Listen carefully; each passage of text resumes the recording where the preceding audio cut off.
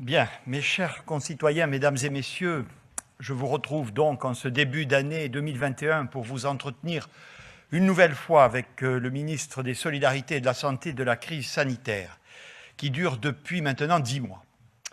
C'est aussi pour moi l'occasion de présenter à chacune et chacun d'entre vous mes vœux les plus sincères pour cette année nouvelle, avec évidemment une pensée toute particulière pour toutes celles et ceux qui ont subi les affres de cette pandémie, les familles et les proches de ceux qui en sont morts, celles et ceux qui ont été malades, parfois gravement, et le très grand nombre d'entre vous qui avez été affectés directement ou indirectement dans votre emploi, dans votre activité, dans votre vie quotidienne, familiale ou sociale, dans votre équilibre personnel, c'est-à-dire quasiment la nation tout entière. Un moment très difficile de notre histoire, dont j'ai une conscience aiguë.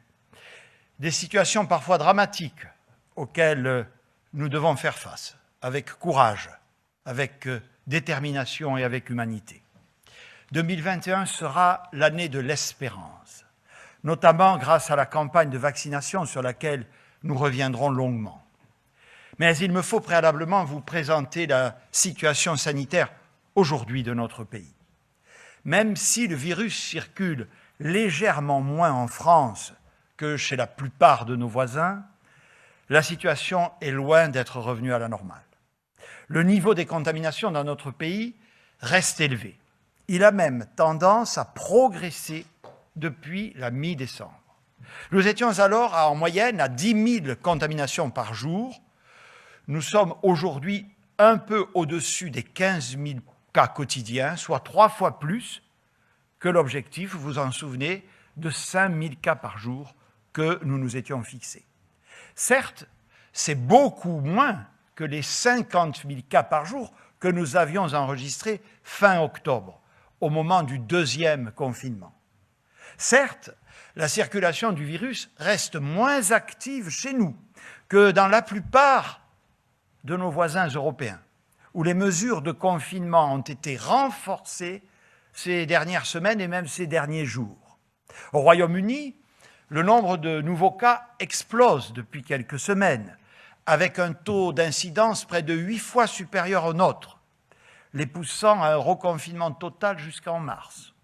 La Suisse, qui avait été peu frappée par la première vague, a un taux d'incidence et un taux de mortalité 2 fois supérieur au nôtre. L'Allemagne, qui a un taux de positivité des tests près de 2 fois supérieur à la France, a dû se résoudre à un confinement pour casser cette courbe. Notre situation actuelle est sans nul doute la conséquence des mesures de confinement que nous avons prises au bon moment, dès la fin octobre, et qui ont eu un réel impact avec le couvre-feu. Cela tient certainement aussi au sens des responsabilités dont nous avons fait collectivement preuve au moment des fêtes de fin d'année. Ce n'est toutefois que la semaine prochaine que nous aurons suffisamment de recul pour en apprécier les effets et nous resterons très attentifs à l'évolution dans les jours à venir. Car, je le disais, la situation sanitaire de notre pays n'est pas revenue à la normale. Elle est même devenue plus fragile au cours des dernières semaines. Nous observons ainsi une pression sur notre système hospitalier qui reste très forte. Chaque jour, nous enregistrons près de 2500 nouvelles hospitalisations et plus de 200 admissions en réanimation, soit une personne toutes les 7 minutes. Et cette pression ne s'est pas réduite au cours du dernier mois. Nous sommes toujours à plus de 25 000 personnes hospitalisées, dont 2600 malades en réanimation. Un lit de réanimation sur 2 est occupé par un malade de la Covid. Pour les accueillir, nous devons faire de la place en continuant à déprogrammer des opérations chirurgicales moins urgentes. Il est donc hors de question de désarmer notre système hospitalier. Nous constatons également que la situation se dégrade dans certains territoires plus rapidement qu'ailleurs. C'est le cas dans les régions situées à l'est du pays, ce qui nous a conduit à prendre la semaine dernière des mesures spécifiques dans 15 départements. C'est aussi le cas de certains territoires d'outre-mer, notamment la Guyane.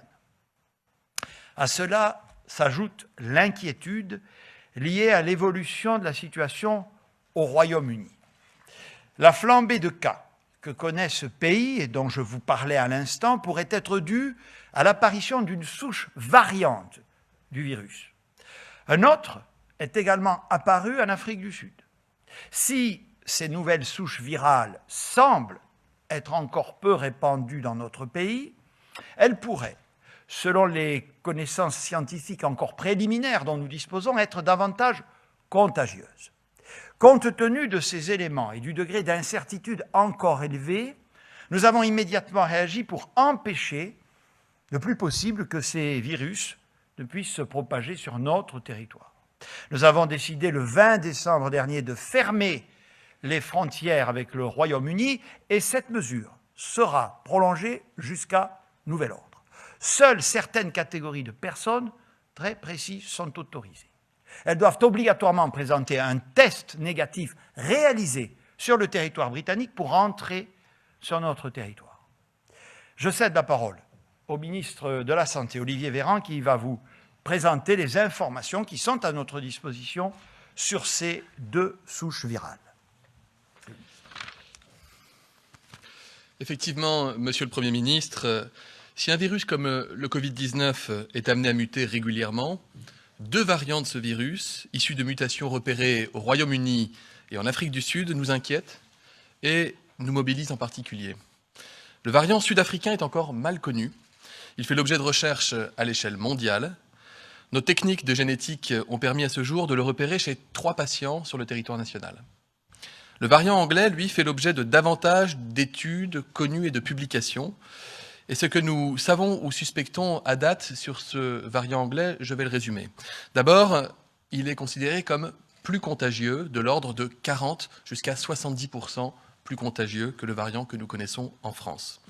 Deuxièmement, en environ 2 mois, il est devenu le variant majoritaire en Angleterre, c'est-à-dire qu'il a pris la place du variant tel que l'Angleterre le connaissait et qui est le variant actuellement en diffusion en France. Troisièmement, parce qu'il est plus contagieux, il est responsable d'une aggravation importante de l'épidémie en Angleterre. Je rappelle par ailleurs que l'Angleterre, comme l'Écosse, ont décidé d'un nouveau confinement. Quatrièmement, il donnerait le même type de symptômes que le variant classique, sans davantage de cas graves. Mais comme il est plus contagieux, forcément, les cas symptomatiques et donc les cas graves sont également plus nombreux. Cinquièmement, il serait plus contagieux également chez les enfants, d'après certaines études préliminaires, mais il ne serait pas plus grave chez l'enfant que le virus que nous connaissons, fort heureusement.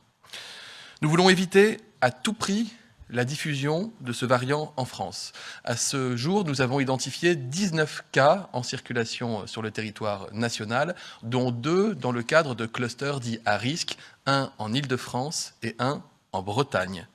Nous nous attendons clairement à en identifier davantage. Voici ce que nous mettons en place pour pouvoir être particulièrement vigilants et actifs. D'abord, tous les laboratoires, mais aussi les centres de recherche et bien sûr Santé publique France, sont mobilisés pour traquer le variant partout. Ce jeudi et demain, tous les tests PCR douteux, c'est-à-dire pouvant suggérer qu'il s'agit d'un cas de variant anglais, seront analysés sur nos plateformes pour ce qu'on appelle du séquençage génétique, permettant de dénombrer le nombre précis de cas de variants à date sur le territoire national pour la journée donc d'aujourd'hui et de demain. Deuxièmement, une surveillance accrue est organisée dans les écoles en lien avec Jean-Michel Blanquer, ainsi que des opérations de dépistage. Troisièmement, toute personne venant de Grande-Bretagne, mais également d'Afrique du Sud, doit présenter le résultat d'un test négatif datant de moins de 72 heures avant le départ s'il souhaite venir en France. Nous prenons la menace de ce variant anglais et la menace de ce variant sud-africain très au sérieux et nous prendrons toutes les mesures qui s'imposeront si ces variants devaient s'avérer diffusés sur le territoire national. Merci beaucoup, Monsieur le Ministre.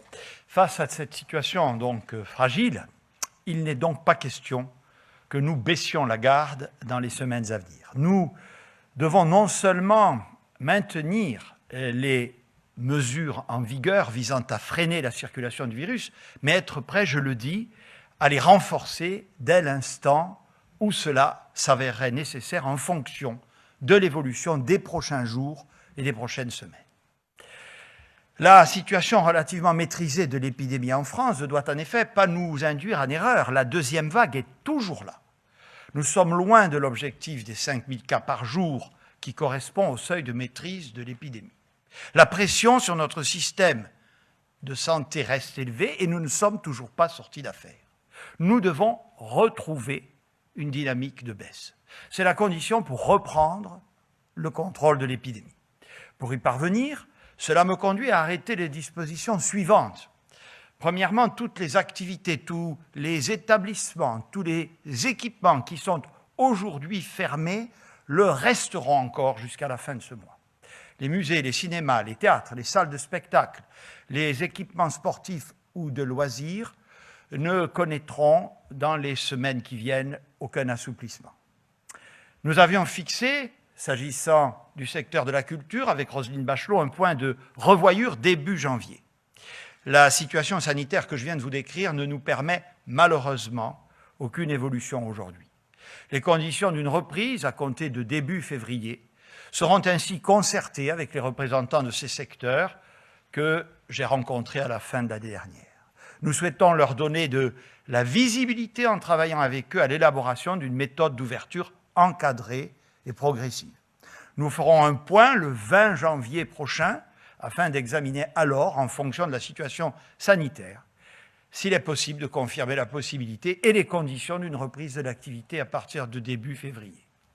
Nous avons conscience que la situation est aujourd'hui très difficile pour les artistes et les professionnels de la culture et la ministre est totalement engagée et déterminée à leur côté. Il en va de même du secteur sportif que nous accompagnons fortement avec les ministres concernés. Les mêmes considérations me conduisent à prendre la même décision pour les stations de ski dont les remontées mécaniques ne pourront pas rouvrir tout de suite.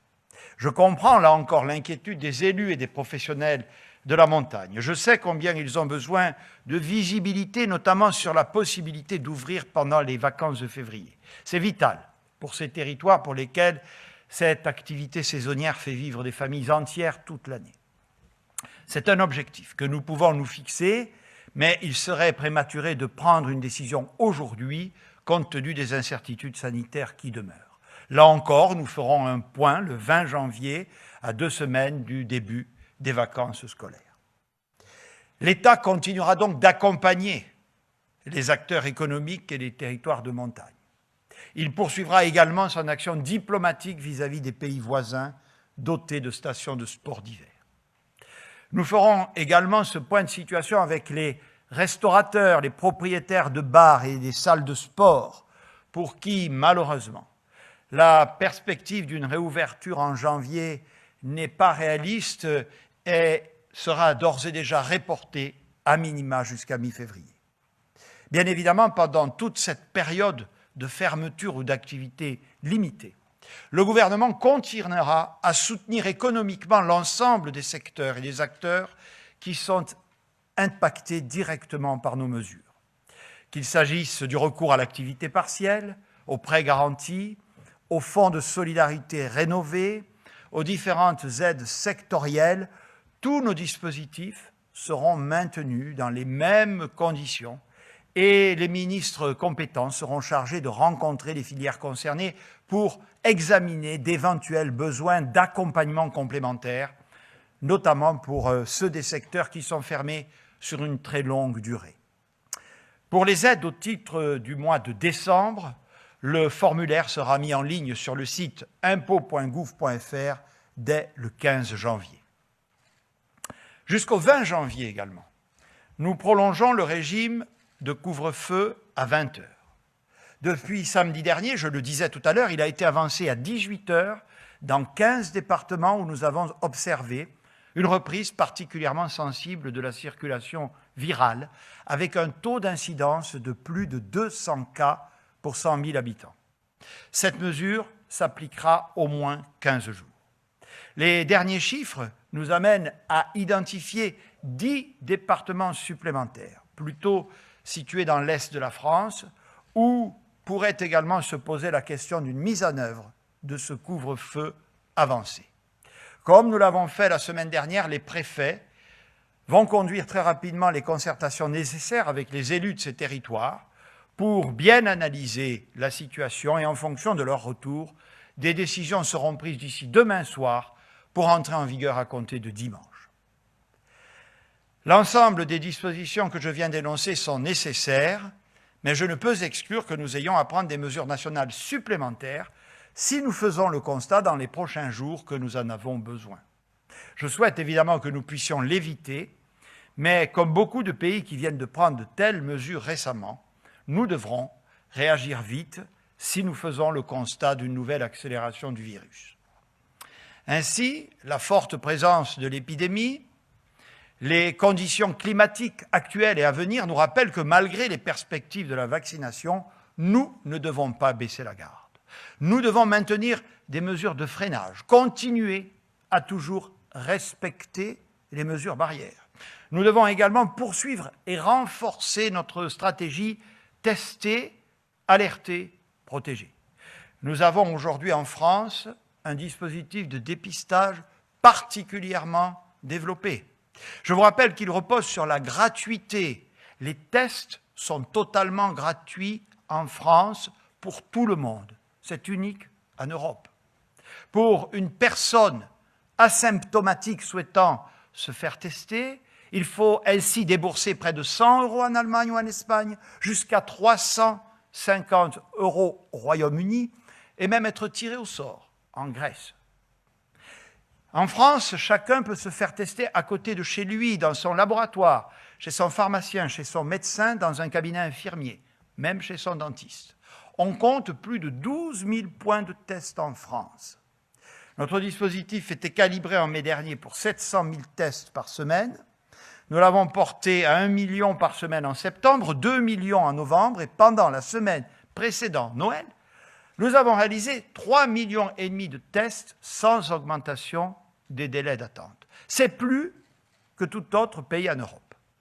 Depuis mai, nous n'avons pas eu de cesse d'optimiser notre politique de dépistage afin d'améliorer le délai de prise de rendez-vous et de rendu des tests.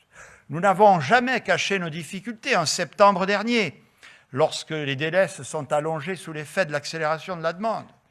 Nous les avons précisément identifiés et y avons apporté des réponses, de telle sorte qu'aujourd'hui, 86% des résultats sont rendus à moins de 24 heures. C'est une réussite dont nous pouvons être fiers et je salue toutes les personnes qui y contribuent au quotidien. D'autres améliorations sont nécessaires pour gagner en efficacité et mieux garantir l'effectivité de l'isolement des personnes positives et de leurs cas contacts. Cela passera par des outils et des moyens nouveaux. À partir du 10 janvier, dès que vous avez des symptômes ou que vous êtes cas contact, il vous suffira de vous inscrire sur le site de l'assurance maladie pour obtenir un arrêt de travail immédiat indemnisé sans jour de carence. L'assurance maladie procédera à un suivi systématique avec 2 à 3 appels téléphoniques sur 7 jours. Chaque personne déclarée positive se verra proposer, à compter du 20 janvier, une visite à domicile par un infirmier. Mais nous pouvons désormais compter sur une arme encore plus puissante, le vaccin, qui constitue notre principale source d'espoir pour sortir de cette crise. La campagne vaccinale contre la Covid a commencé le 27 décembre dernier et va se poursuivre dans les mois à venir. Elle suscite des attentes qui sont légitimes, mais aussi des interrogations qui le sont tout autant. En revanche, elle a donné lieu ces derniers jours de la part de certains à des propos et des critiques parfois outranciers. Oui, c'est vrai, notre programme de vaccination a démarré plus lentement que dans d'autres pays. Ce décalage s'explique par notre choix de respecter les principes et les priorités qui nous ont été fixés par la Haute Autorité de Santé. Ces principes, ce calendrier, ces priorités avaient été annoncés, partagés, concertés avec les professionnels de santé, avec les associations d'élus, au cours de nombreuses réunions, y compris à mon niveau. Ils vous avaient été présentés ici même le 2 décembre dernier. Ils ont été détaillés devant le Parlement les 15 et 16 décembre. Je souhaite vous en rappeler les fondements et les objectifs. Vous présenter aussi l'organisation que nous avons retenue pour en assurer le déploiement, mais aussi les dispositions que nous avons prises pour en accélérer la mise en œuvre. Car oui, en effet, comme l'a souhaité le président de la République, nous devons gagner du temps et aller plus vite. Premier principe, tous ceux qui le souhaitent doivent pouvoir accéder au vaccin. Le faire sur la base du volontariat, évidemment, de manière gratuite et dans le respect de garanties strictes en matière de recueil du consentement et de surveillance des éventuels effets indésirables. Deuxième élément clé, pour répondre à cet engagement, la France a précommandé plus de 200 millions de vaccins qui nous seront livrés tout au long de l'année 2021. Je vous rappelle que nous avons, avec nos partenaires européens, précommandé depuis juin dernier tous les vaccins les plus prometteurs.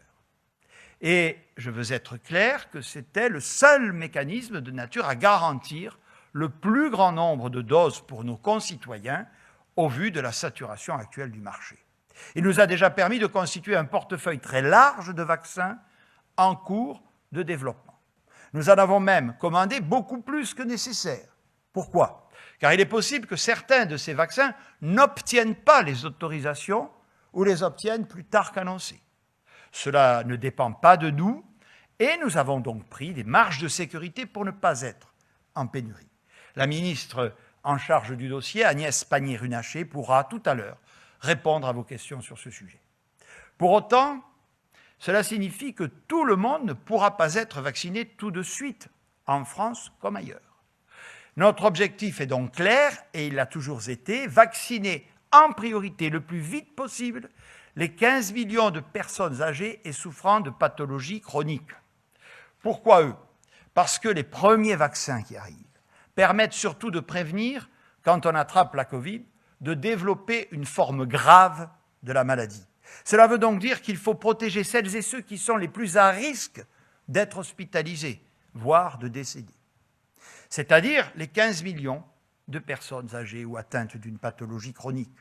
Si nous parvenons à vacciner ces 15 millions de personnes, nous les aurons protégées du risque sanitaire et nous aurons protégé nos hôpitaux. Nous avons bon espoir que d'autres vaccins obtiennent dans les semaines à venir les autorisations nécessaires pour que nous puissions bénéficier de davantage de doses et donc vacciner davantage de personnes encore d'ici l'été. À très court terme, d'ici fin janvier, les quantités reçues et qui arrivent au cours du mois nous permettront d'être en capacité de vacciner au moins 1 million de personnes, soit le même nombre que nos voisins européens au prorata de notre population. Ce rythme est celui des capacités industrielles qui sont aujourd'hui en forte tension. Nous veillerons à acheminer des doses de vaccins sur l'ensemble du territoire national, y compris dans les départements d'outre-mer. Troisième élément clé, la Haute Autorité de Santé nous a demandé de démarrer la vaccination par les personnes en EHPAD et en unité de soins de longue durée, car ce sont elles qui ont payé le plus lourd tribut à la crise. Si elles ne représentent que 1% de la population, elles représentent un tiers des morts de la Covid. Même si cela est plus long, même si cela est plus difficile d'aller vacciner ces personnes et que cela ne permet pas immédiatement de faire du chiffre, il est indispensable de le faire. Cette première phase est également ouverte aux personnes en situation de handicap vulnérables qui sont hébergées en maison d'accueil spécialisée et en foyer d'accueil médicalisé. C'est un impératif sanitaire et c'est un impératif éthique. Et ce choix des EHPAD explique très largement le démarrage très progressif des premiers jours. Chacun peut en effet entendre qu'on ne recueille pas le consentement d'une personne de 90 ans atteinte de la maladie d'Alzheimer comme on le ferait pour un jeune de 20 ans. Nous voulons faire les choses bien, dans le respect de ces personnes, en présence de leurs médecins traitants avec l'accord de leur famille. Ce sont les directeurs d'EHPAD, les professionnels de santé, les associations de patients qui nous ont demandé de leur laisser le temps d'organiser cela. Les vaccinations en EHPAD ont démarré depuis le 27 décembre et s'accéléreront comme prévu dans les prochains jours jusqu'à fin janvier, début février. J'ai demandé à Madame Lasserre, qui est directrice d'un EHPAD à Paris, de venir nous présenter, vous expliquer la manière dont se passe concrètement la préparation d'un EHPAD à la vaccination. Merci, Madame. Monsieur le Premier ministre, merci de me donner la parole. Je suis devant vous en qualité de directrice d'un EHPAD qui accueille 94 personnes, en grande majorité des personnes âgées, vulnérables, en perte d'autonomie, polypathologiques et pour beaucoup atteints de maladies neuroévolutives. Et je viens vous faire partager mon expérience de terrain. Comme beaucoup d'autres établissements, notre établissement a été fortement touché lors de la première vague du Covid. Un tiers de nos résidents ont été atteints, 9 en sont décédés et 23 collaborateurs ont été affectés. Et je tiens ici à rendre hommage à toutes les familles qui ont été frappées par cette pandémie. Depuis près d'un an, nous avons lutté avec tous les moyens dont nous disposions, modifié les protocoles et adapté notre organisation afin de limiter au maximum l'impact du virus.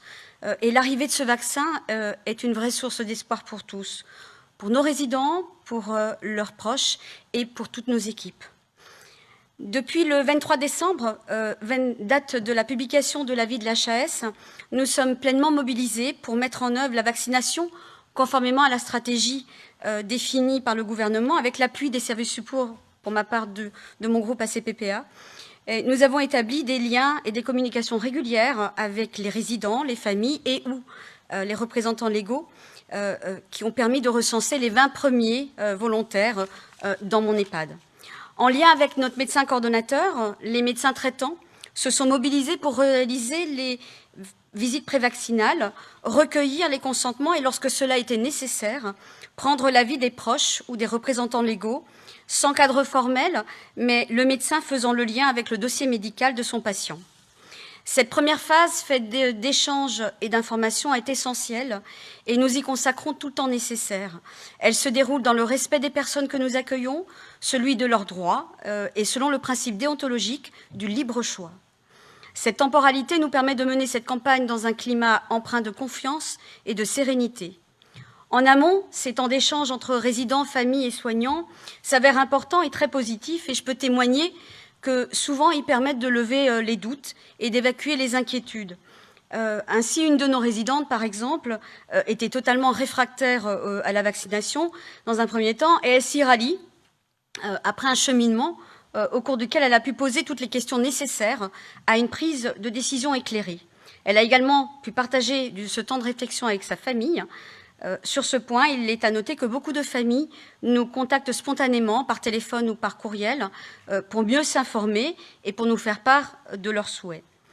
En lien avec l'Agence régionale de santé et la PHP, l'acheminement des doses de vaccins sera organisé avec la coopération de notre pharmacienne d'officine de ville, ce qui permet de garantir le strict respect des protocoles et de la chaîne du froid. De même, comme dans cette première phase pilote, nos résidents qui le souhaitent seront vaccinés par groupe de 5. Ils bénéficieront d'une surveillance rapprochée pendant une trentaine de minutes, autour d'un papotage et dans un esprit de convivialité néanmoins.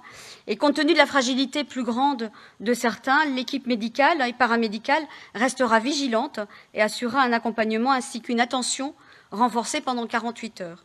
À ce jour, les 20 premiers résidents qui ont été vaccinés lors de la première phase pilote le 30 décembre dernier se portent parfaitement bien. Tous ont exprimé leur satisfaction du déroulé de l'événement, ainsi que des modalités de suivi, et ils sont désormais nos meilleurs ambassadeurs. Leurs témoignages rassurants ont été de nature à encourager le passage à l'acte de nombreux de nos co-résidents, et aujourd'hui, 30 résidents ont déjà passé une visite médicale et ont fait part de leur souhait de recevoir ce vaccin le 18 janvier prochain. Par ailleurs, nos collaborateurs sont également de plus en plus nombreux à avoir donné leur accord. Comme les 7000 autres EHPAD de France, on va poursuivre cette campagne qui, pour nous, est porteuse vraiment de tant d'espoir et nous sommes prêts. Merci beaucoup, madame. Comment, comme le président de la République nous l'a demandé, aller encore plus vite? Il ne s'agit pas de modifier, comme je l'ai entendu ici ou là, notre stratégie. Mais il s'agit par tout moyen d'anticiper, d'optimiser, de simplifier sa mise en œuvre et son déploiement. C'est pourquoi nous avons décidé d'avancer ce que nous appelons la phase 2 de notre stratégie vaccinale, après les EHPAD, qui ne devait démarrer qu'en février, et cela dans 3 directions. Première évolution, les professionnels de santé et les aides à domicile de plus de 50 ans peuvent se faire vacciner depuis lundi. Au total, ce sont déjà plus de 45 000 personnes qui ont été vaccinés au cours des 5 derniers jours. Deuxième évolution, les personnes de plus de 75 ans pourront se faire vacciner à partir de lundi 18 janvier. Ces vaccinations se dérouleront dans des centres de vaccination. Un centre par département a déjà été ouvert, donc 100 sur le territoire. À partir de lundi prochain, il y en aura 300, puis 600, progressivement jusqu'à la fin du mois de janvier. J'ai par ailleurs décidé que le déploiement de la stratégie vaccinale dans les territoires s'effectuera selon les principes suivants. Les directeurs généraux des ARS et les préfets de région sont les garants du déploiement de la stratégie vaccinale, de sa transparence et du respect de ses règles éthiques. Les préfets de département, avec l'appui des délégués territoriaux de l'ARS, seront les patrons, un pilote par département des opérations logistiques de vaccination. Ils impliqueront le maximum de professionnels de santé dans le cadre des structures existantes, médecins, infirmiers, pharmaciens, que ces derniers soient libéraux ou en établissement avec mobilisation possible des retraités. Ils travailleront avec les élus locaux, les maires en particulier, parce que c'est un sujet de proximité, et les présidents d'agglomération, sièges des centres de vaccination, tous ces élus qui ont, et je les en remercie pour beaucoup, fait d'ores et déjà acte de candidature pour contribuer à cette formidable opération. Évidemment, les organisations retenues pourront varier selon les départements et les territoires. Je fais confiance aux acteurs des territoires. Parallèlement, nous simplifions les démarches. Les différentes étapes qui avaient été prévues pour les personnes très vulnérables à EHPAD, et que vous a rappelé Madame la directrice, et en décembre, quand nous avions encore peu de recul sur le vaccin, seront allégées pour les populations moins fragiles. Où se faire vacciner? Comment prendre rendez-vous? Quelles sont les démarches à entreprendre? Le ministre de la Santé va maintenant vous donner davantage de précisions.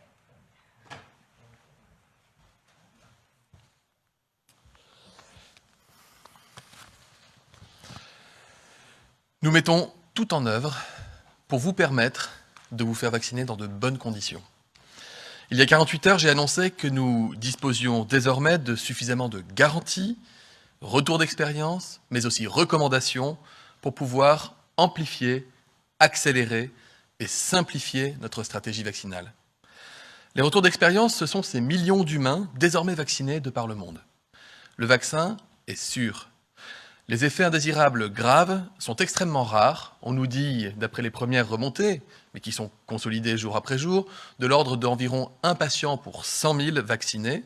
Ce sont des événements de nature essentiellement allergique et qui interviennent chez des personnes qui sont par ailleurs connues pour être très allergiques, même sans contexte de vaccination, au point que le plus souvent, elles ne sortent pas de chez elles sans avoir un kit d'adrénaline sur elles. Les garanties, ce sont les circuits logistiques qui ont montré qu'ils étaient pleinement opérationnels et qui font que dans chaque département, des vaccins ont été ou sont livrés. Les recommandations, ce sont les autorités scientifiques et sanitaires qui nous disent que nous pouvons anticiper la vaccination des publics prioritaires au-delà des seuls résidents âgés en établissement collectif. Après 48 heures, voici donc nos premiers résultats. Je disais amplifier et accélérer. Nous avons accéléré le rythme de livraison de nombreux EHPAD dans de nombreux territoires. Nous avons initié la vaccination des soignants, des pompiers, des aides à domicile, âgés de 50 ans et plus, ou porteurs de ce qu'on appelle les comorbidités, c'est-à-dire des maladies qui les exposent à des risques de forme grave. Nous ouvrons également avec Sophie Cluzel la vaccination aux personnes handicapées qui vivent en établissement spécialisé, mais aussi au personnel qui y travaillent s'ils sont âgés de 50 ans ou plus, ou s'ils sont eux-mêmes porteurs de comorbidités. Ensuite, nous avons multiplié par près de 4 le nombre d'hôpitaux livrés en vaccins. Nous avons ouvert au moins un centre de vaccination par département et même plusieurs centres dans bon nombre de départements. Monsieur le Premier ministre, vous l'avez dit, nous avons permis la vaccination avant-hier d'environ 5 000 personnes. Hier, c'était 12 500 personnes. Nous n'avons pas les chiffres définitifs du jour, mais ce sera au moins 25 000 personnes supplémentaires vaccinées aujourd'hui, avec une montée en puissance qui va se poursuivre jour après jour, jusqu'à atteindre ce rythme de croisière que nous voulons de plusieurs dizaines de milliers de Français vaccinés par jour. Et nous visons 1 million de personnes vaccinés d'ici à la fin du mois de janvier. C'est bien, c'est mieux, mais vous l'avez dit, Monsieur le Premier ministre, nous souhaitons aller plus loin, plus fort et plus vite. Les autorités sanitaires françaises viennent de valider un principe important, selon lequel il est possible, sans risque et sans perte d'efficacité, de différer la deuxième injection du vaccin Pfizer, ce qu'on appelle un rappel vaccinal, jusqu'à 6 semaines au lieu de 3. Cela nous permet de disposer de davantage de doses disponibles tout de suite. En tout, ce sont 1 046 000 doses de vaccin Pfizer dont nous disposons actuellement, moins celles donc qui ont été injectées. Et chaque semaine, nous recevrons 500 000 doses supplémentaires de ce vaccin, et ce jusqu'à la fin du mois de février. En mars, le rythme doublera, environ 1 million de vaccins livrés par semaine, grâce à l'ouverture de nouvelles lignes de production. Par ailleurs, un autre vaccin à ARN messager, donc le même mécanisme que le vaccin Pfizer, celui-ci c'est Moderna, a été autorisé dans les mêmes conditions d'utilisation hier par l'Agence européenne du médicament, et quelques 50 000 premiers vaccins seront livrés dès lundi. En tout, nous attendons un peu plus de 100 000 vaccins pour le mois de janvier pour Moderna, 500 000 supplémentaires en février, un peu plus d'1 million en mars et en avril, et plus de 2 millions en mai et en juin. Enfin, ce ne sont pas 1, 2, 3, mais 6 centres de vaccination qui seront ouverts en janvier dans chaque département destiné à la population. C'est le choix de la proximité que nous faisons pour les Français, à raison d'environ donc un centre pour 100 000 habitants, soit environ 10 fois plus de centres pour la population que nombre de nos voisins, comme par exemple nos voisins allemands. Le moment est donc venu de nous préparer à élargir la liste des personnes pouvant bénéficier de la vaccination. Je parle des quelques 5 millions de Français qui sont âgés de 75 ans et plus. Si vous êtes dans cette situation, vous pourrez à partir de la semaine prochaine prendre rendez-vous en vue d'être vacciné, et la vaccination pourra commencer le 18 janvier prochain. Je le dis tout de suite, cette vaccination, elle sera nécessairement progressive, elle prendra plusieurs semaines, au fur et à mesure, chacun peut le comprendre, que les laboratoires nous fourniront les doses de vaccins. Nous faisons en France, mais aussi à l'échelle européenne, avec Agnès Pannier-Runacher, avec Clément Beaune, le maximum pour sécuriser un maximum de doses. Le monde entier est dans la même situation, qui achète les mêmes vaccins, et nous accompagnons les entreprises, y compris en Europe d'ailleurs, pour augmenter les chaînes de production. En pratique, si vous avez 75 ans ou plus, donc, qu'est-ce qui va se passer? D'abord, vous aurez 2 moyens pour prendre rendez-vous pour vous faire vacciner. Il y aura un numéro de téléphone qui sera communiqué prochainement, qui vous orientera vers les différents centres au plus près de chez vous. Il y aura également un site internet, c'est le site santé.fr, qui vous indiquera la marche à suivre pour vous signaler et prendre rendez-vous avec une carte interactive. Vous cliquez sur votre région, vous avez la liste des centres qui apparaît et vous pourrez prendre rendez-vous d'ailleurs directement sur ce site internet. Nous voulons donner accès à cette ligne téléphonique et au site internet le jeudi prochain, 14 janvier. Ces 2 moyens de prise de rendez-vous seront progressivement enrichis à mesure que les centres de vaccination seront ouverts en supplémentaire et équipés en vaccins. Je remercie d'ailleurs les ARS, les préfectures, les élus locaux, les soignants qui se mobilisent pour ouvrir et faire fonctionner ces centres. Chaque commune, évidemment, de notre territoire national n'aura pas son propre centre. Ce serait incohérent vu le nombre de doses et de personnes à vacciner. La répartition départementale, elle est décidée en concertation avec les services de l'État dans le cadre de cellules territoriales. Amplifier, accélérer. Et je disais aussi simplifier. J'y viens. Mais d'abord, je voudrais revenir sur un certain nombre d'incompréhensions ou de contre-vérités qui ont pu circuler ces derniers jours. Non, il n'a jamais été question d'exiger un consentement écrit pour se faire vacciner. Le consentement n'a pas plus de valeur en droit que le consentement qu'il soit écrit ou qu'il soit oral. Ce qui est exigé, c'est qu'une personne qui va se faire vacciner, elle ait reçu, comme pour tout acte médical, une information claire, loyale et appropriée, et évidemment qu'elle ne s'oppose pas à la vaccination. Ce n'est par définition pas le cas d'une personne âgée de 75 ans qui prendrait rendez-vous pour aller se faire vacciner dans un centre. Mais pour une personne âgée vulnérable, et Madame la directrice d'EHPAD, vous l'avez très bien dit tout à l'heure, qui n'est pas forcément en capacité d'exprimer d'ailleurs sa propre volonté, il faut s'assurer qu'elle ne s'y oppose pas ou prendre le temps de consulter la personne référente ou la famille. Non, il n'a jamais été question de recueillir un consentement 5 jours avant de vacciner. Ce que nous demandons aux EHPAD, c'est d'indiquer le nombre de doses que nous devons envoyer dans cet EHPAD le jour J. Imaginez une seconde qu'on envoie 100 doses de vaccin dans un EHPAD où il y a 100 résidents et que le jour J de la vaccination, il n'y ait que 40 personnes qui acceptent ou qui soient en état de se faire vacciner. Ce serait 60 doses de perdues et là, ce serait inexcusable. En pratique, chaque EHPAD connaît sa date de livraison en vaccin et nous leur demandons de faire remonter leurs besoins précis quelques jours avant que nous intervenions.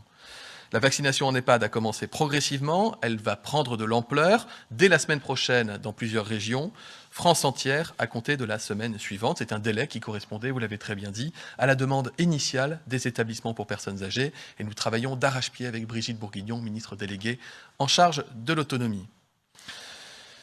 En revanche, le recul dont nous disposons désormais nous permet, c'est vrai, de simplifier le parcours de la personne vaccinée sans rien rogner sur la sécurité et sur la qualité. Le Conseil d'orientation pour la stratégie vaccinale, qui est présidé par le professeur Alain Fischer, nous y encourage. Voici donc en pratique comment cela va se passer.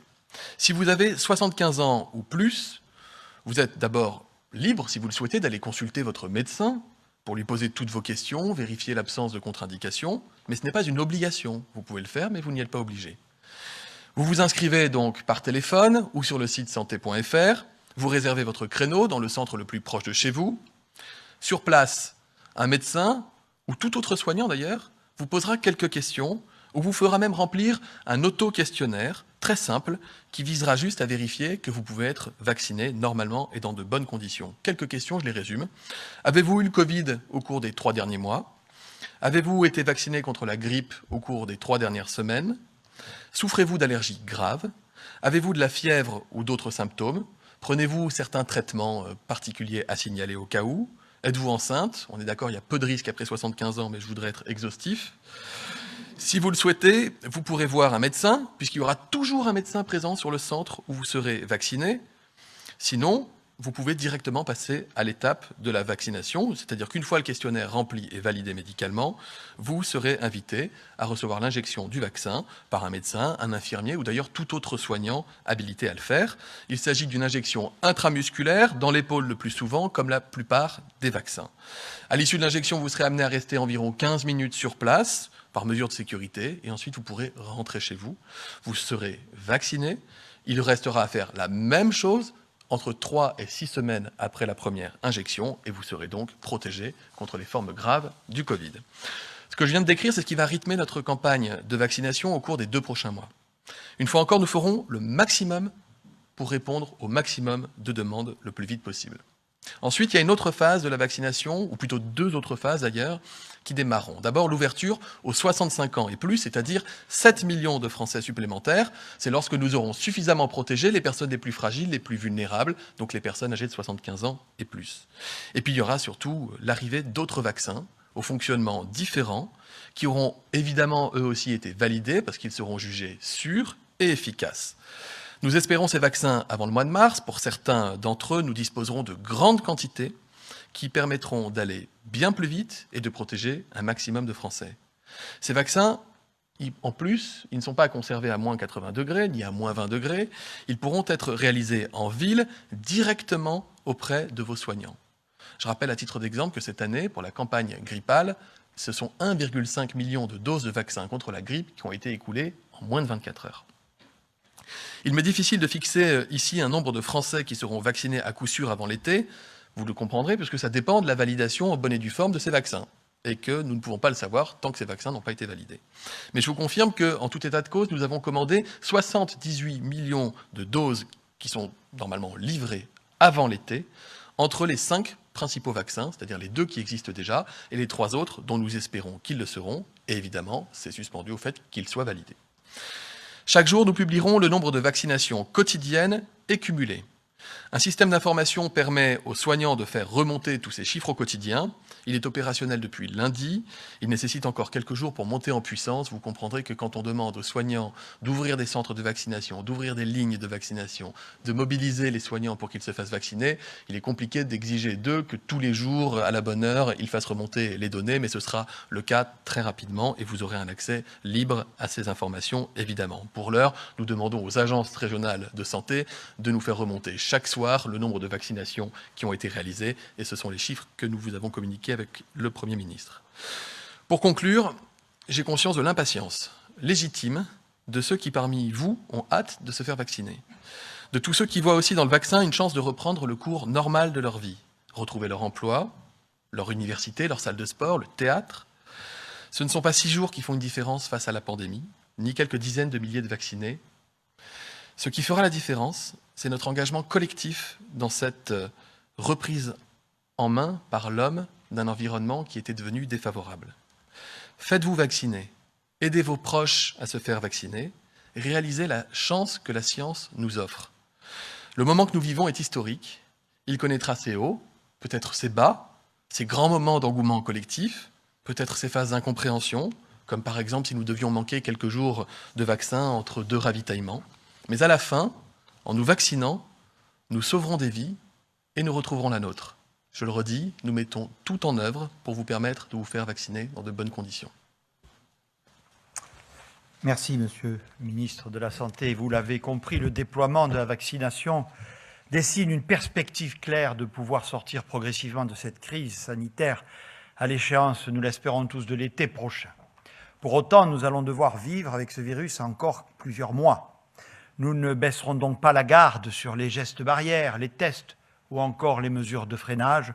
Ce serait irresponsable. Mais la vaccination est devenue la priorité numéro 1 de l'action du gouvernement. Nous sommes tous convaincus que c'est la vaccination la plus large, la plus massive et la plus rapide qui nous permettra de sortir de la crise.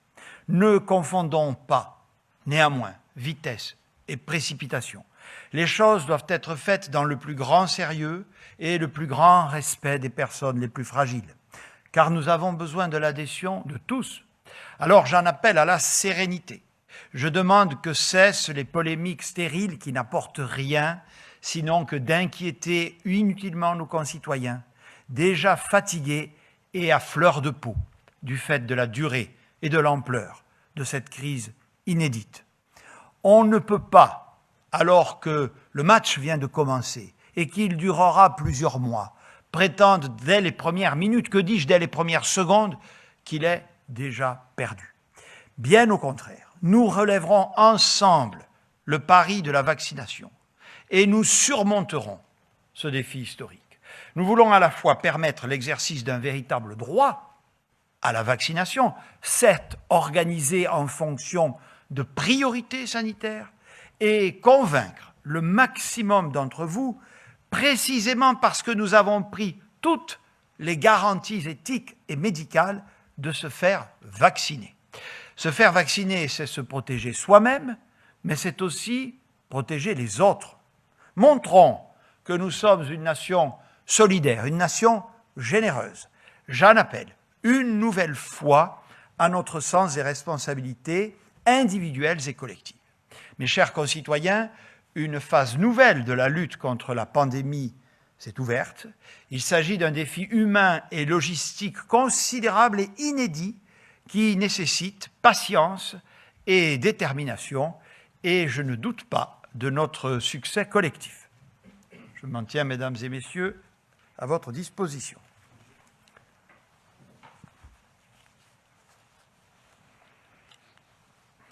Monsieur le Premier ministre, bonjour. Camille Collin pour TF1 et LCI. Vous avez dit tout à l'heure prendre la menace du variant britannique du virus très au sérieux.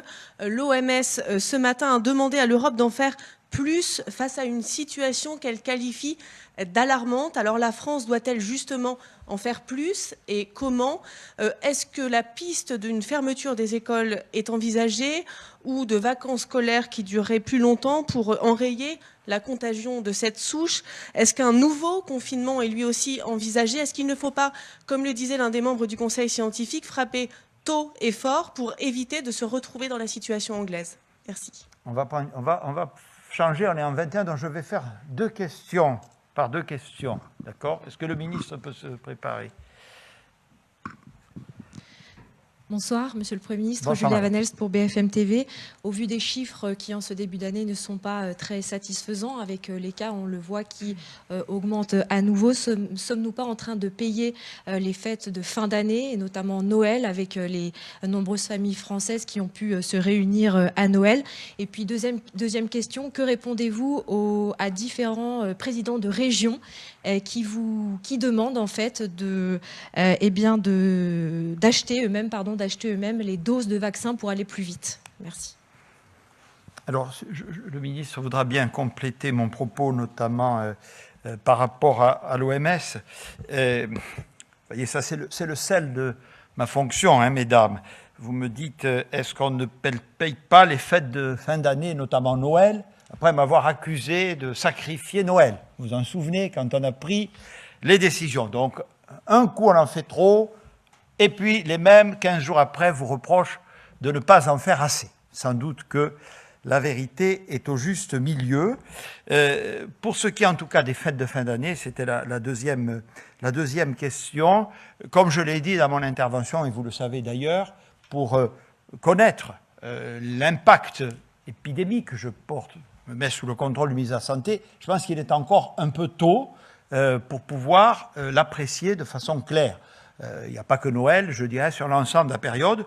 Donc je vous ai indiqué que le temps qui est devant nous, pour ce motif, madame, votre question est très pertinente et cruciale, c'est-à-dire, vous voyez, si on laisse s'écouler, c'est à peu près au milieu de la semaine prochaine que nous aurons des données consolidées.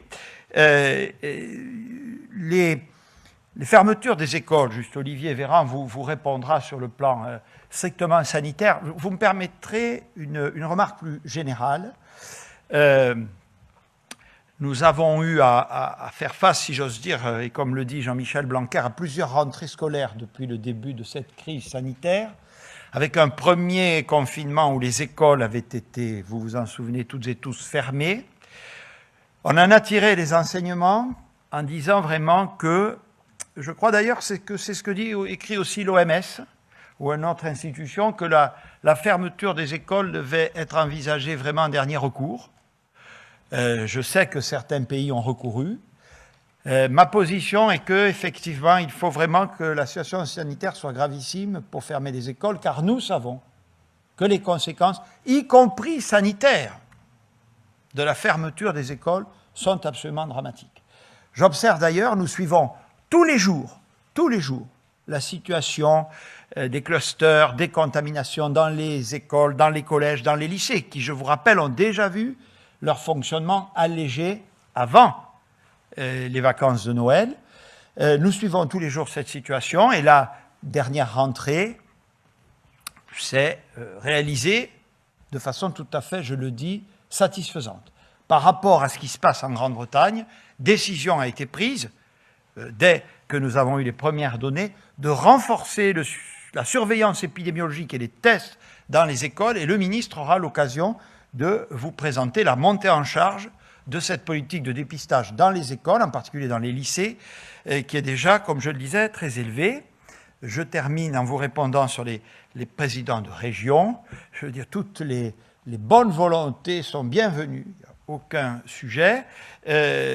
Simplement, la fourniture de doses vaccinales, vous le savez, fait l'objet de très fortes tensions au niveau mondial. Notez bien, je parle sous le contrôle expert de Mme Pannier-Runacher, que les doses qui sont livrées maintenant ont été commandées ou pré-réservées il y a de très nombreux mois. Et que là, nous discutons de doses supplémentaires parce que nous cherchons, nous aussi, à accroître les commandes. Et les réponses qui nous sont faites sont plutôt pour le 4e trimestre de l'année 2021. Donc je ne suis pas certain que les régions ou d'autres organismes, s'agissant de grosses commandes d'État, qui sont, vous le savez, coordonnées au sein de l'Union européenne par un certain nombre de pays, je ne suis pas certain donc que cette excellente intention, louable, des régions puisse se concrétiser à court terme. Monsieur le ministre de la Santé. Vous avez fait une réponse exhaustive, Monsieur le Premier ministre. Peut-être juste dire sur cette question des régions, par ailleurs, que les régions sont associées de façon très étroite à la concertation sur la stratégie vaccinale depuis des semaines et des semaines. D'ailleurs, il y a eu des communiqués, certains saluaient la qualité de la concertation, et pour ne rien vous cacher, je ne vous dirai pas qui j'ai ennuyé un 24 décembre à 20h30 en l'appelant pour lui parler de la stratégie vaccinale, mais ça ne s'est pas arrêté pendant les vacances. Et je ne doute pas une seconde que les plus inquiets des présidents de région, qui depuis quelques jours font valoir leur inquiétude, salueront la montée en puissance de la vaccination dans notre pays, puisqu'il en va de l'intérêt de la nation que d'être soudés dans cette période, et puisque ce que nous voulons, c'est donner confiance aux Français et leur dire que nous sommes là pour les protéger. Vous avez parlé du variant anglais. J'ai dit tout à l'heure ce qui a été mis en œuvre, c'est-à-dire qu'on fait... Je ne veux pas rentrer trop dans le détail, mais sachez qu'il y a plusieurs méthodes de tests PCR, c'est les techniques de laboratoire qui permettent de faire les diagnostics. Parmi ces méthodes, il y en a une qui permet de suspecter la mutation anglaise. Ça tombe bien, c'est 1/3 du parc de PCR de notre pays. Et donc, quand on a une mutation qui est douteuse, quand on a une PCR qui est douteuse, on l'envoie dans un labo. Là, c'est un travail beaucoup plus compliqué, ce qu'on appelle un séquençage du génome du virus, qui permet d'avoir la cartographie génétique précise du virus et de dire ça, c'est le variant anglais, ou ça l'est pas. Et ce que nous faisons aujourd'hui et demain, ce que les scientifiques font aujourd'hui et demain, c'est qu'à chaque fois qu'il y a un test qui est positif, s'il est douteux, eh bien, ils font le séquençage. S'il a été fait sur une PCR qui ne permet pas de dépister le variant, il est refait sur une technique qui permet de le dépister. Et là, s'il est douteux, eh bien, c'est du séquençage. Donc, on saura combien de cas, aujourd'hui, de variants anglais étaient apparus sur notre territoire national, combien demain, ce qui nous permet d'avoir une idée de l'état de la circulation du virus. Je l'ai dit tout à l'heure, 19 cas de variants à ce stade, ça vous paraît peut-être beaucoup, c'est peu par rapport aux 20 000 cas quotidiens que nous enregistrons dans le pays. Ce serait une bonne nouvelle, évidemment, si c'était limité. Je pense qu'il y en a plus. Il faut qu'on vérifie si c'est un petit peu plus, quelques dizaines, ou si c'est déjà plus important. Nous devons vraiment tout faire pour limiter ce variant, non pas parce qu'il est anglais, mais parce qu'il est plus contagieux. Il est plus contagieux. Et donc, ça arrive dans toute l'histoire des virus, que vous avez un virus qui mute, et il y a une espèce de sélection naturelle chez le virus qui fait que plus un virus est méchant, eh bien plus il va circuler à la place des autres. Et nous ne voulons pas subir ce que les Anglais ont subi. Ils ne s'en sont pas rendus compte, ils ne pouvaient pas le savoir au début. Nous ne voulons pas que ce variant, ce virus-là, qui est plus contagieux, prenne la place du virus que nous connaissons. En soi, nous ne voulons plus du tout que le virus circule, mais tant qu'à faire, autant éviter que ce soit le variant anglais parce qu'il est plus contagieux. Il n'y a pas de cas, encore une fois, il y a eu des suspicions, des articles qui disaient peut-être qu'il est plus grave. Il n'y a aucune démonstration scientifique, c'est même plutôt l'inverse, sur le fait qu'il serait plus dangereux une fois que vous l'avez eu. Mais il est plus contagieux et donc il faut lutter contre. Merci, Monsieur le Ministre. Juste en complément, on m'a dit, ne devriez-vous pas reconfiner? Je l'ai dit dans mon propos tout à l'heure, la France a reconfiné plus tôt que les autres et ce n'est pas sans expliquer, malgré tout, un taux d'incidence inquiétant, mais plus bas qu'ailleurs, un taux de positivité des tests plus favorable. Nous avions pris cette décision. Aujourd'hui, vous m'incitez à prendre la même. Je rappelle, reconfiner, par exemple, ça veut dire fermer les commerces qui ne vendent pas des produits de première nécessité. Je n'ai pas souvenir d'avoir, à l'époque, reçu de chaleureuses félicitations pour avoir pris cette décision douloureuse qu'aujourd'hui, vous sembleriez m'inciter à décider. Ce qui me conduit à vous dire que nous avons par ailleurs, je ne l'ai peut-être pas assez cité dans mon propos, solliciter les organismes scientifiques pour évaluer un autre outil qui est le couvre-feu, que nous avons, je l'ai rappelé, étendu dans son amplitude horaire à un certain nombre de départements, 15 à ce jour et 25 à partir de dimanche, pour voir dans quelle mesure ce levier, si vous me passez cette expression, est efficace par rapport au confinement, pour lutter contre la pandémie et faire reculer le taux d'incidence. Je vous écoute. Monsieur le Premier ministre, bonjour. Thierry Curtet, France 2. Bonjour. Certains maires, certains élus qui souhaitent prendre des initiatives, comme par exemple ouvrir des centres de vaccination, se plaignent d'avoir à faire un véritable millefeuille administratif et d'avoir jusqu'à plus d'une quinzaine d'interlocuteurs dans les différentes administrations publiques. Est-ce que c'est pas là l'une des raisons qui explique qu'on soit dans un certain nombre de blocages? Est-ce que vous allez simplifier ces démarches? Et puis deuxième question, un certain nombre d'informations, peut-être des rumeurs qui n'ont pas forcément été vérifiées. Je vous pose la question, font état d'un certain nombre de pays européens qui cherchent et qui essayent d'acheter en parallèle un certain nombre de doses vaccinales. Est-ce que c'est le cas? Est-ce que vous avez des informations à ce sujet? Alors on va faire une par une, donc ça va me donner l'occasion de faire venir, je vous remercie de votre élégance, monsieur, de faire venir Mme Pannier-Runacher au pupitre, puisque vous avez posé une question sur les approvisionnements en Europe. Moi je réponds directement à la question sur les maires, parce que vous comprendrez que c'est un sujet que j'affectionne particulièrement. Donc on est bien d'accord, la priorité là, du jour, du début, comme on l'a toujours dit, c'est les EHPAD. Alors, des maires peuvent être, j'en fus, président d'établissements hébergeant des EHPAD. Bien, mais là, c'est un circuit très dédié, hein, un centre de vaccination, en tout cas, je suppose que c'est votre question, c'est quelque chose où les gens se rendent. On ne va pas faire sortir les résidents des EHPAD pour aller dans des centres de vaccination, il faut aller vers eux. Donc, on est déjà dans une étape ultérieure que j'ai longuement évoquée, puisque j'ai parlé de ces centres de vaccination, et je vous confirme, pour à nouveau les saluer, que beaucoup de maires se portent candidats pour épauler l'État, et c'est très heureux dans le déploiement de la vaccination. Donc, on leur répond, on travaille avec eux, et je pense avoir été très clair, monsieur, je le répète, peut-être en écho à vos interrogations, ou en tout cas à celles que vous relayez, le patron du déploiement de la stratégie vaccinale au nom de l'État, avec l'Agence régionale de santé, c'est le préfet de département. Il y a un pilote dans l'avion. Et vous savez, j'ai souvent parlé du couple maire-préfet, c'est pas la première fois. Les maires, ils connaissent le préfet de leur département, ce sont des gens pragmatiques qui savent faire. On fait le pari de la confiance, ils vont travailler ensemble et vous verrez progressivement. Alors évidemment, je vous fais toute confiance là-dessus. Ici ou là, il y aura sûrement un loupé, un raté. Ça, je ne doute pas que nous pourrons le corriger car il ne sera pas passé sous silence. Ça, c'est la certitude que j'ai. Madame la ministre. Merci beaucoup, Monsieur le Premier ministre. Peut-être remettre en perspective comment se sont déroulés ces achats de doses vaccinales au niveau européen. Les quantités dont on parle, que ce soit pour Moderna, pour Pfizer, pour Sanofi, puisqu'on a parlé aussi de ce vaccin, pour Janssen et pour AstraZeneca, ont été sécurisées entre juin et septembre. Les quantités. C'est-à-dire que dans chaque cas, il y a eu des préaccords qui ensuite ont donné lieu à des contrats plus longs, dont lesquels un certain nombre de clauses étaient discutées, mais les quantités, elles ont été verrouillées il y a entre 6 et même 7 et 5 mois. Et c'est ces quantités aujourd'hui qui sont livrées avec des capacités industrielles, que vous disiez sous forte tension, je peux même considérer qu'elles sont saturées. Et notre travail consiste à faire en sorte d'accompagner la montée en puissance de ces capacités industrielles, mais un transfert technologique d'un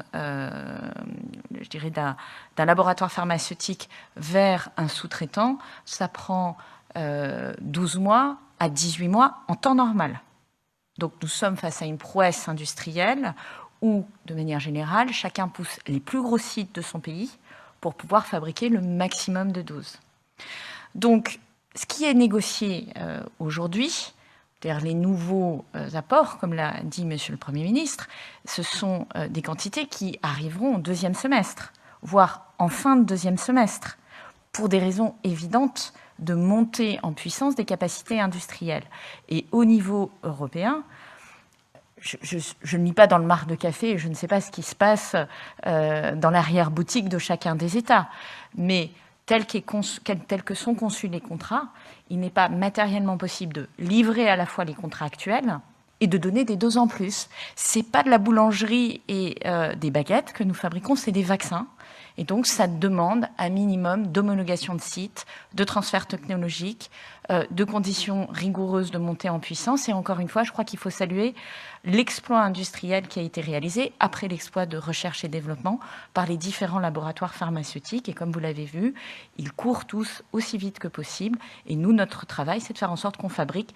Et je voulais signaler qu'il y a 3 sites en France qui vont fabriquer des vaccins dans les prochaines semaines, donc ils sont en train de monter en puissance.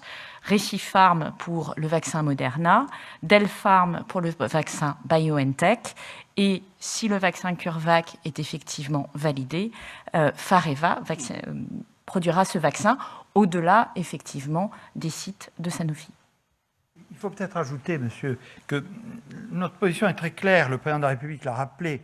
Dans le cadre de cette organisation et de cette discipline européenne, nous entendons respecter, parce qu'elle a permis d'avoir des précommandes en quantité très élevée et à des prix satisfaisants, si les doses vaccinales se trouvent être disponibles, l'instruction est claire, la France achètera tout de suite.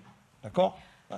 Peut-être une précision, effectivement, c'est-à-dire que il y a un moment où chaque pays est réinterrogé sur « voulez-vous prendre votre quota populationnel ou pas ?» Et donc, vous avez des pays qui ont décidé de ne pas nécessairement prendre la totalité de leur quota populationnel pour des raisons qui leur appartiennent, notamment des soucis de logistique, notamment des soucis de distribution, peu importe, des soucis budgétaires, peu importe. Et dans ce cas-là, les doses sont remises en jeu et chacun des pays ont la capacité à redemander des doses. Donc c'est comme ça que ça se passe et ça peut expliquer que vous n'ayez pas toujours une réplication linéaire du populationnel, mais parce qu'il y a un premier tour et un deuxième tour et que certains pays ont renoncé à prendre des doses. Monsieur Morel. Madame et Monsieur le Premier ministre, je voulais justement vous interroger sur ce sujet. Est-ce à dire donc qu'il n'y aura pas nécessité de transférer en tout cas d'inciter les industriels à donner des licences à d'autres industriels? Et en vous écoutant, est-ce que ces vaccins seront donc, vous dites, fabriqués en France, pas nécessairement envoyés du pays producteur? Enfin, il faudrait peut-être préciser. Et Monsieur le Premier ministre, je voulais vous poser une question vraiment beaucoup plus générale. Est-ce que vous n'avez pas le sentiment que la polémique que nous avons connue sur la vaccination a peut-être incité ou nous a peut-être fait prendre conscience que les Français avaient finalement envie de se faire vacciner, que c'était peut-être un grand changement psychologique que nous découvrons chez nos compatriotes? Mais en fait, la question principale était d'abord... Oui, parce que c'est à chaque fois qu'il y a des polémiques, on suscite des envies, c'est effectivement très heureux. Madame la ministre. Oui, alors... Dans la négociation que nous avons menée avec les laboratoires pharmaceutiques, nous avons veillé à ce qu'il y ait des chaînes de production en Europe. Ces chaînes de production, elles sont, pour le dire très simplement, constituées de 2 étapes. Une première étape où vous fabriquez le principe actif ou drug substance, et une deuxième étape où vous remplissez les petites bouteilles, pour faire très court. Ces 2 étapes nécessitent une déshomologation de chacun des laboratoires qui les produisent. Et vous avez des contrats de sous-traitance, vous n'avez pas besoin d'avoir un problème de propriété intellectuelle. Je rappelle d'ailleurs que sur AstraZeneca, c'est Oxford qui a la propriété intellectuelle. Sur BioNTech, c'est BioNTech et pas Pfizer. Donc à chaque fois, et vous le voyez d'ailleurs, vous avez celui qui a conçu le vaccin qui va ensuite chercher un spécialiste de l'industrialisation pour très vite monter en puissance, lequel spécialiste de l'industrialisation va chercher des sous-traitants qui ont des sites homologués. C'est pas la même chose d'avoir un site homologué pour un virus inactivé, puisque c'est des laboratoires P2, que d'avoir un ARN, donc vous avez des spécificités. Et ensuite, vous allez au plus gros site, parce que le transfert technologique prend autant de temps sur un petit site ou sur un gros site. Donc le fait d'être très efficace oblige à aller à des gros sites. Et donc la France, sur certains vaccins, est positionnée sur la fabrication du principe actif, sur d'autres, sur le remplissage des bouteilles. Et je veux préciser une chose. J'ai mentionné Recipharm, Delpharm, Fareva. Ce sont des sous-traitants. Ces 3 sous-traitants vont fabriquer pour l'Europe. Et l'intelligence de la logistique va probablement faire que ça sera plutôt des doses qui iront en France, en Belgique, enfin au plus près de là où elles sont produites. Mais ça, c'est le laboratoire pharmaceutique qui a contractualisé, qui organisera la distribution. En revanche, c'est pas par hasard qu'il y a cette production. C'est parce que nous avons lancé un appel à projet au mois de juin avec Olivier Véran pour précisément permettre de renforcer nos capacités de production de médicaments utilisés dans le cadre de la lutte contre la Covid ou pour des potentiels candidats vaccins, qu'aujourd'hui, vous avez deux de ces laboratoires, deux de ces sous-traitants, Delpharm et Fareva, qui bénéficient d'un soutien public pour accélérer la production. Et le troisième a déposé également un dossier qui est en cours d'instruction. J'espère que c'est plus clair comme ça. Très bien. Je réponds un peu plus complètement à la question humoristique de Monsieur Morel. Pour vous dire à toutes et à tous, là, on est en début d'année, cette crise à 10 mois, on voit bien qu'on gère malheureusement quelque chose qui s'est installé dans la durée, qu'on n'aurait pas prévu, certainement pas voulu. Donc il faut gérer ce temps long. Vous avez observé que j'ai volontairement fait un point précis sur la stratégie tester, alerter, protéger, parce que je pense qu'elle va continuer à être appliquée encore pendant quelques mois, parce qu'elle sera très utile. Et je l'ai fait en donnant le maximum de données que vous pouvez vérifier sur le déploiement de cette stratégie. Qu'est-ce qu'elle démontre? Non pas qu'il n'y a pas eu de difficultés, voire qu'il n'y a pas eu de problème, il y en a eu, comme dans tous les pays, mais qu'elle est sans doute l'une des plus performantes d'Europe. Nous testons le plus, avec des délais en moyenne les plus courts. On sait encore où sont nos marges de progrès. On va mettre les moyens dessus, notamment sur l'effectivité de l'isolement, mais c'est une stratégie qui s'est déployée de manière satisfaisante. Bon. Et pourtant, avant le soi-disant échec des vaccins, on lit partout, comme si c'était une donnée d'évidence, les tests, ça ne marche pas. Mais c'est faux. Mais c'est faux. Je dis encore une fois, il y a des problèmes, il y a des difficultés. Mais quand on se compare avec les autres, les tests sont gratuits, les tests sont rapides, les tests sont sûrs en France. L'assurance maladie déploie des moyens considérables pour assurer le traçage. L'application de tous anti-Covid, après quelques difficultés de démarrage, a progressé de manière significative. Voilà. Donc, tout ça s'inscrit dans la durée. Et vous avez raison, M. Morel, il faut penser que c'est aussi la durée, le sérieux que nous administrerons dans le déploiement des vaccins qui renforceront l'adhésion de nos concitoyens. Le vrai test, en fait, bien sûr, c'est celui, combien il y en a, on veut qu'il y en ait beaucoup. Le vrai test, c'est, parmi les populations, dans votre EHPAD, madame, qu'on va vacciner, chez les plus de 75 ans demain, chez les soignants aujourd'hui, quel est le pourcentage de ceux qui se feront effectivement vacciner? C'est ça le défi collectif. C'est ça le défi collectif. Bon. Et donc, voilà, nous devons, j'ai employé l'expression ne pas confondre vitesse et précipitation, répondre à ceux qui veulent qu'on les vaccine, c'est notre devoir. Ce n'est pas notre devoir, c'est notre objectif. Mais aussi, parce qu'on ne fait pas les choses n'importe comment, parce qu'on ne froisse pas le consentement des gens, parce qu'on respecte les considérations éthiques, susciter le plus d'adhésion possible. C'est ça aussi une stratégie vaccinale. Ce n'est pas, mais vous le savez parfaitement, qu'une question logistique. C'est une question logistique majeure, bien entendu. Mais c'est aussi une question psychologique, parce que le succès de cette stratégie vaccinale repose sur l'adhésion surtout de ceux qui en ont le plus besoin pour eux-mêmes et pour protéger les autres et le système hospitalier. Et je ne vous apprendrai pas, aux uns comme aux autres, que nous sommes un pays, bien avant l'arrivée de la Covid, où l'engouement pour les vaccins n'est pas parmi les plus développés. Et effectivement, vous avez raison. Finalement, là, je vois qu'il y a un certain nombre de personnes qui interviennent en parlant des vaccins avec une forme d'appétit qui me réjouit. On va leur donner satisfaction. Allez, on va prendre encore une ou deux questions. Bonsoir, Monsieur le Premier ministre. Paul Bria, à l'agence France Presse, AFP. D'abord, une précision. Vous avez dit ce soir que la frontière avec le Royaume-Uni allait rester fermée. Qu'est-ce que ça veut dire précisément? Ça veut dire que c'est le statu quo ou au contraire que des mesures plus restrictives allaient être mises en place? Et puis une deuxième question, mi-décembre devant le Parlement, vous aviez indiqué qu'1 800 000 doses seraient disponibles en France vers le 6 janvier. Nous y sommes manifestement. Ces doses ne sont pas là. Alors, est-ce que c'est un problème de production industrielle ou est-ce que c'est un problème de logistique, de stockage en France qui explique que cette promesse n'a pas été tenue? Merci. Donc, à nouveau, merci de faire venir notre ministre au pupitre pour cette histoire de doses. J'ai déjà vu cette question, mais on va vous répondre. Pour la Grande-Bretagne, soyons clairs. Donc, pour l'instant, je vous réponds de façon très précise, c'est le statu quo. Je parle sous le contrôle des gens spécialisés. On a dû reprendre un décret parce que les mesures de fermeture qu'on avait prises s'achevaient le 6. Hein, monsieur, c'est ça? Bon. Donc, on les a prolongés. Oui, c'est le statu quo. Donc, les frontières sont fermées.